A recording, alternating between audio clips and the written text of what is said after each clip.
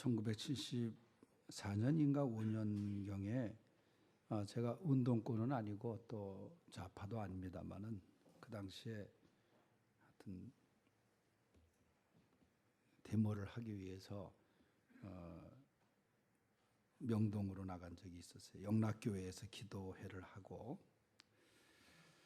그러다가 다 경찰에 연행이 돼서 가까운 중부경찰서 유치장으로 들어갔습니다.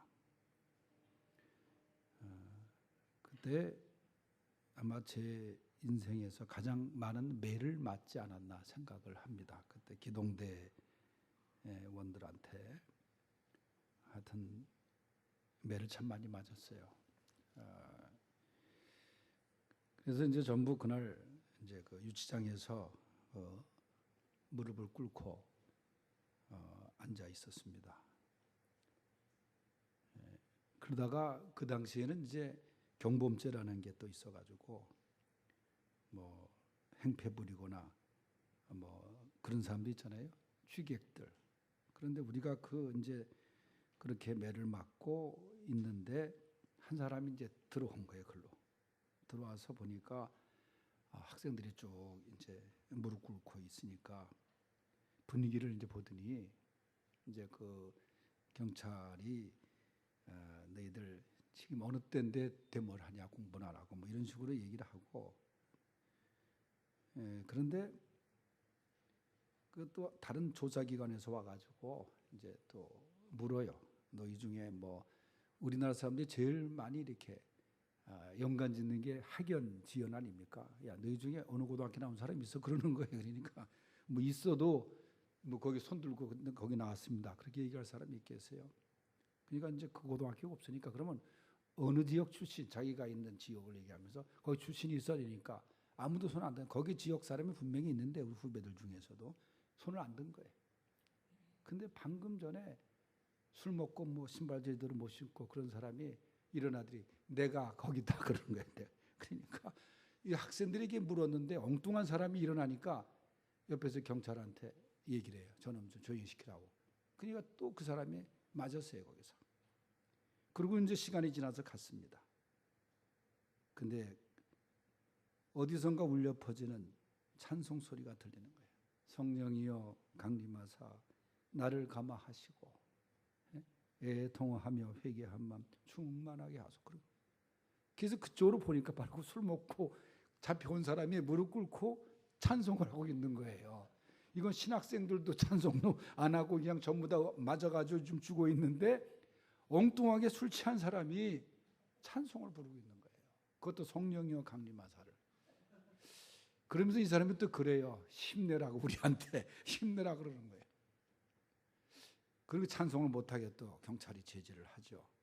저는 수십 년의 시간이 흘렀지만은 오늘 말씀을 준비하면서 그때 그 사람이 생각나는 거예요. 매를 맞으면서도 신학생들도 찬송을 못하는데 이 사람이 술김에 했는지 어떻든가 아마 이 사람도 교회를 다녔던 사람 같으니까 그 찬송을 알죠.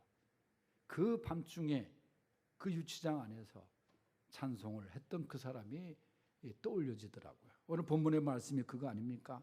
25절에 보니까 한밤중에 바울과 실라가 기도하고 하나님을 찬송하며 죄수들이 듣더라. 한밤중에, 깊은 밤중에. 여러분, 성경에서의 밤이라는 것은 부정적인 그 말로도 사용이 됩니다. 어두운 밤이 오리니. 주님께서 요한복음 9장 4절에 아직 때가 낮음에 나를 보내신 이의 일을 우리가 하여야 하리라. 밤이 오리니 그때는 아무도 일할 수 없느니라. 여기서 말하는 건 죽음을 말씀하는 밤이잖아요. 또 이사야 21장 12절에 보면 파수꾼이 가로되 아침이 오나니 밤도 오리라. 그러니까 우리의 인생은 그저 순경도 있고 하지만은 역경도 있다는 그런 뜻으로 이사야서가 말씀을 합니다. 로마서 13장 12절에는 밤이 깊고 낮이 가까웠으니 그러므로 우리가 어두움의 일을 벗고 빛의 갑옷을 입자 그렇게 말해요. 여기서 밤은 무지한 불신앙의 때를 말하는 것입니다. 또 출애굽기에 보면은 이스라엘 백성들이 애굽을 쭉 나올 때 그때의 밤이 아니에요. 여호와의 밤이라 그러잖아요. 잠든 사이에 하나님의 사자가 이스라엘 장자의 재앙을 일으키시고 이스라엘 백성은 구원함을 받은 그 구원의 밤. 근데 오늘 본문의 사도 바울과 실라가 경험한 밤은 정말 깊은 고난을 당한 밤이었습니다.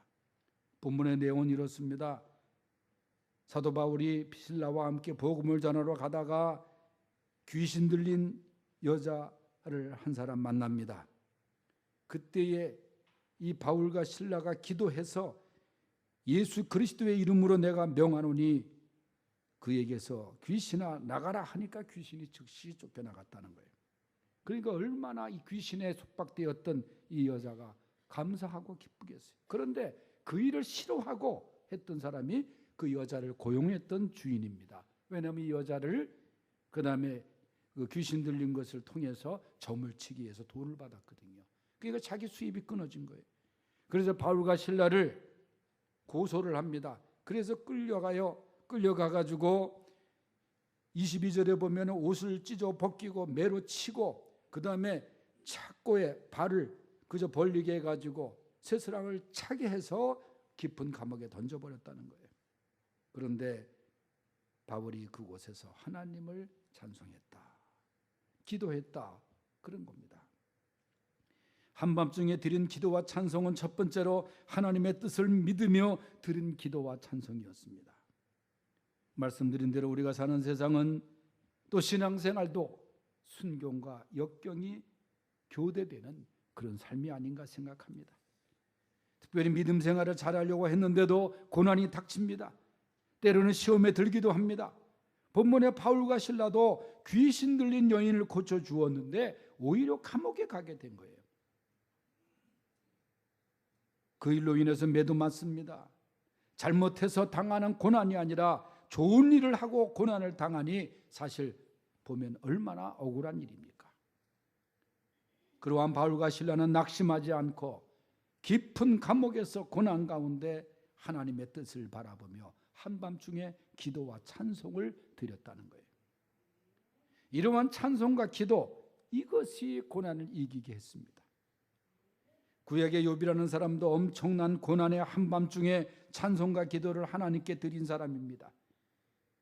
아들 7, 딸이 3이었던 그 양이 7,000, 약대 3,000, 소가 500결이, 암나귀가 600, 그리고 무수한 남녀노비들이 있었던 동방의 부자였던 욥, 그리고 의로운 자로 인정받았던 사람, 세상적으로 보아도 너무너무 귀하고 행복한 삶을 살았던 사람이 한순간에 그 재산을 그리고 사랑하는 자식들을 잃어버리는 아픔을 겪습니다.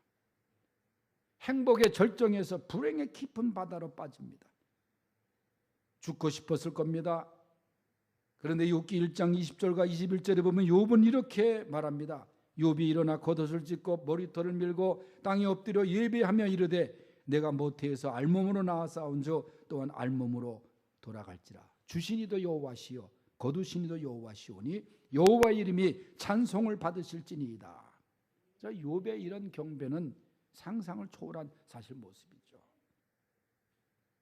욥이 드린 찬송, 고난과 역경 속에서 드린 한밤중의 찬송과 기도였습니다. 우리 주님도 제자들과 함께 최후의 만찬을 하시고 가룟 유다의 배신을 아시면서 그리고 베드로의 부인을 아시면서 그 깊은 밤에 찬송 부르시며 겟세마네 동산을 향해서 가셨다고 말씀합니다. 그러므로 이 한밤중의 찬송은 고난과 역경 속에서도 하나님의 뜻을 바라보면서 드리는 찬송과 기도입니다. 어쩔 수 없는 찬송이 아니라 고난과 역경에서도 느끼는 깊은 은혜와 하나님의 뜻을 바라보며 찬송을 드리는 거예요. 여러분 얼마나 힘듭니까? 우리나라도 얼마나 지금 살기 어려운 시대입니까? 그저 하나님의 뜻을 바라보면서 찬미로 나갈 수 있는 귀한 성도들이 될 수 있길 바랍니다. 두 번째, 한밤중에 드리는 기도와 찬송은 감사로 드린 기도와 찬송입니다. 바울과 실라가 깊은 감옥에 갇히고 매도 맞고 온몸이 묶임을 당하고 그 상처의 아픔을 느낄 때 바울은 신라는 그렇게 생각할 수도 있었을 거예요. 왜 이런 고난과 아픔이 왔는가? 하나님은 우리가 가고자 했던 아시아로 가는 그 길을 막으시고 빌립보를 향하게 하셨는데 왜 빌립보에서 이러한 고통과 고난을 주시는가? 더군다나 귀신에 사로잡혀 점을 치던 여자를 고쳐주고 전도해서 그의 영과 육을 구원받게 했는데 그 대가가 매를 맞고 감옥에 갇히는 것이 웬일인가? 여러분, 이런 의구심이 우리에게도 생길 수 있는 거예요. 하나님을 잘 믿어보려고 하는데도 또 교회 열심히 다니려고 했는데 어려움이 생기는 거예요. 오래전에 우리 교회 어느 권사님이 전도에서 온 그 부인이 한 사람이 있었습니다. 아주 단순한 분인데 그래서 교회를 잘 나왔어요. 그러다 안 나와요. 그래서 물었더니 아들이 학교에서 폭력을 당해가지고 병원에 입원했다는 거예요. 내가 교회 나가서 아들이 그런 일이 생겼다는 거예요. 그렇게 해석을 하는 거예요. 예? 여러분, 그러해서 그걸 뛰어넘지 못해요. 예? 크게 안 다친 것만 해도 감사해야지 이렇게 나가야 되는데 사실 아직 그러다 보니까 우리가 믿음 생활을 막 시작하는데 이런 어려운 일이 생기면 거기에 무너지게 되고 시험 받게 되고 그런 경우도 있어요. 그러나 분명한 하나님의 뜻이 있다는 것을 알아야 됩니다. 바울과 실라는 원망과 의심을 버리고 하나님께 찬송을 드린 거예요. 믿음이라는 게 뭐예요? 아브라함은 갈 바를 알지 못하고 하나님이 가라고 할 때 안심하면서 따라간 거예요. 믿음과 과학의 차이가 이겁니다. 과학은 갈 길이 분명하고 증거가 확실할 때만 움직이지만 신앙은 뭐예요? 하나님의 뜻을 바라보고 갈 바를 모르지만 믿고 따라가는 게 신앙 아니에요. 그래서 터툴리안 중세 교부는 기독교는 알고 믿는 것이 아니라 믿고 아는 것이다. 그렇게 기독교의 신앙의 정의를 얘기해요. 참된 신앙은 이런 자기의 이성으로 생각으로 해결할 수 없는 문제를 지니면서도 주님을 신뢰하는 거예요. 진정한 감사는 알지 못할 조건을 가지면서도 한밤중에 찬송을 부르는 거예요. 예? 여러분, 바로 감사로 드린 이 기도와 찬송. 성경에도 보면은 아무것도 염려하지 말고 너희 구할 것을 감사함으로 주께 아뢰라. 감사를 얘기했어요. 감사로 나아가라. 예? 감사로 드리는 기도와 찬송이 여러분의 입술에 넘치기를 바랍니다. 세 번째는 구원의 기적을 경험한 기도와 찬송입니다. 본문 25절 말씀 보니까 한밤중에 바울과 실라가 기도하고 하나님을 찬송하며 죄수들이 듣더라. 여러분, 이게 참 얼마나 힘든 일입니까? 한밤중에.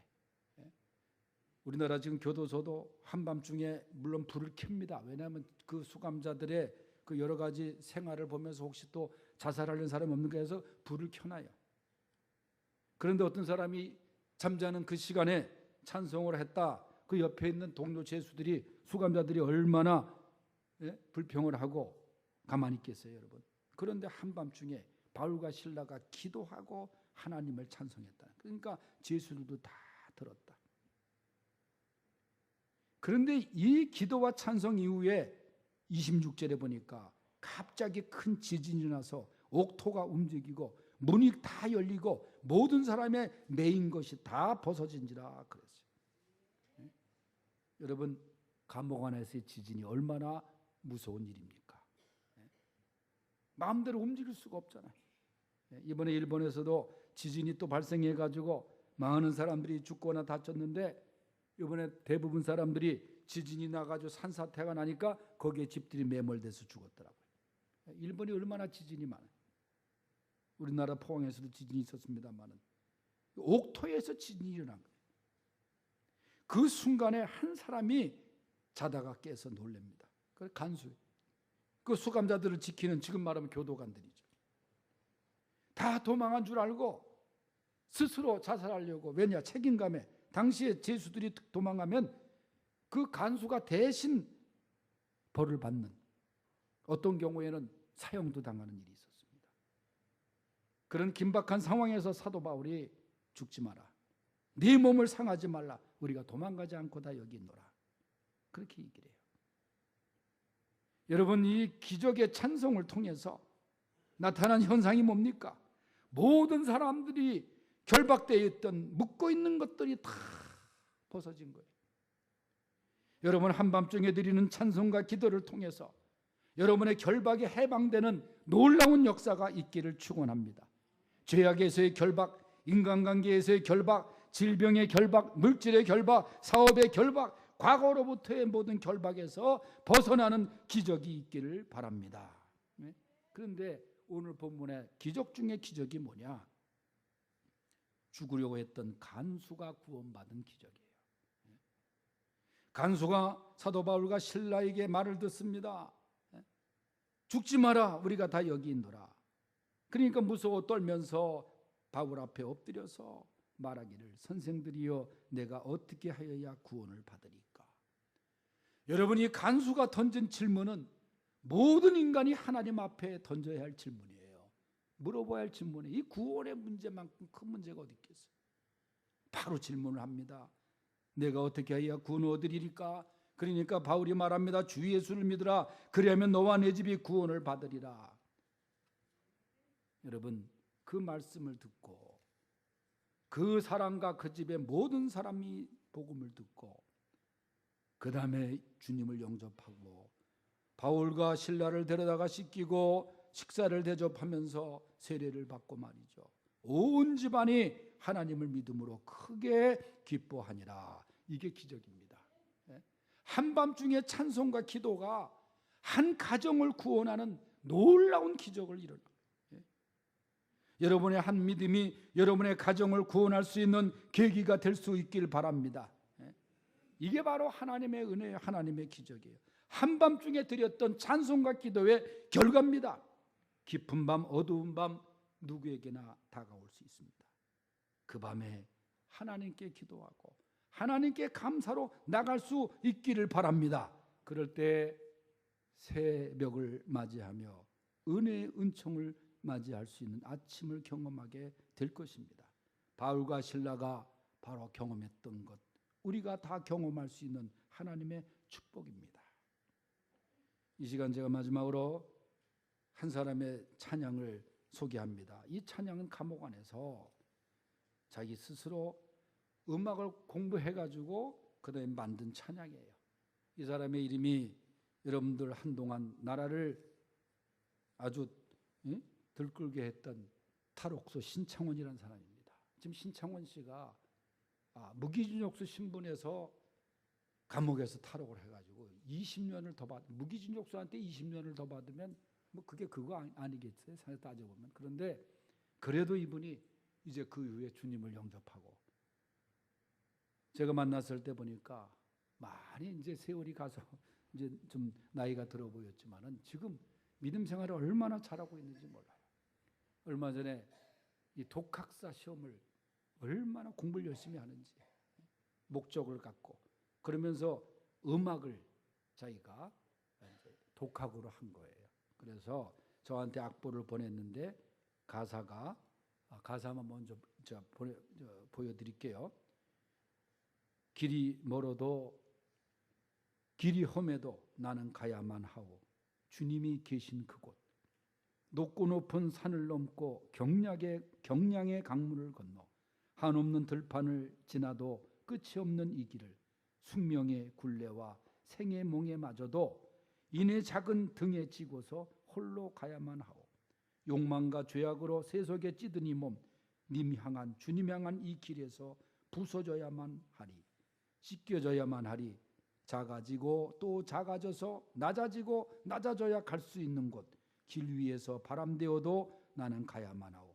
나는 가야만 하오. 주님이 그러했듯이 무릎 걸음으로 하면서 저한테 이 악보를 그러면서 간절하고 조금 느리게 이렇게까지 저한테 해줬는데, 이거 누가 하긴 했지. 우리가 이 김순희 지사님 어울릴 것 같아서 내가 드리라 그랬는데 처음 악보를 받아봤죠. 대단한 거야. 또 음악도 전공 안 했는데 이 시창이라 그러나 그냥 바로 노래할 수 있는 게. 우리 한번 신창원, 그 탈옥수였던 신창원 씨가 작사 작곡한 이 찬양을 한번 들어보겠습니다.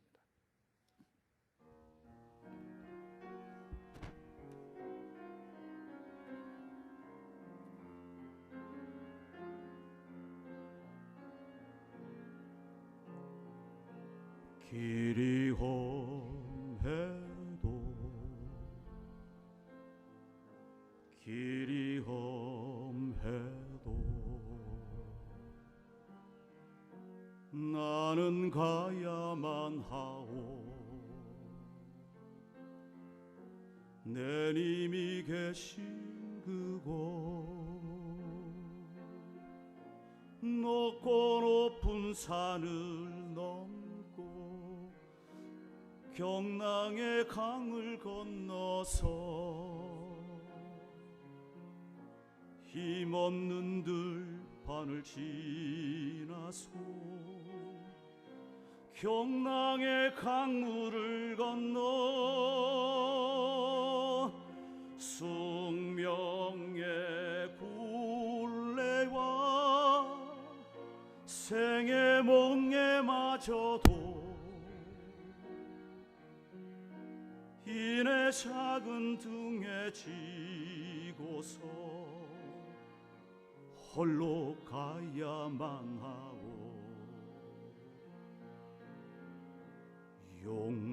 욕망과 죄악으로 새 속에 지든 이 몸 님 향한 이 길에서 묻혀져야만 하나 씻겨지고만 하리.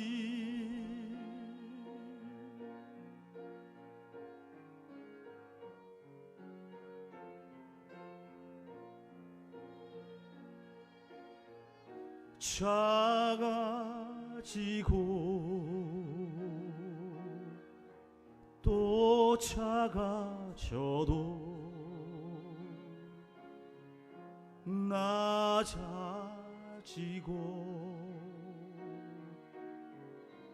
낮아지고 갈 수 있는 곳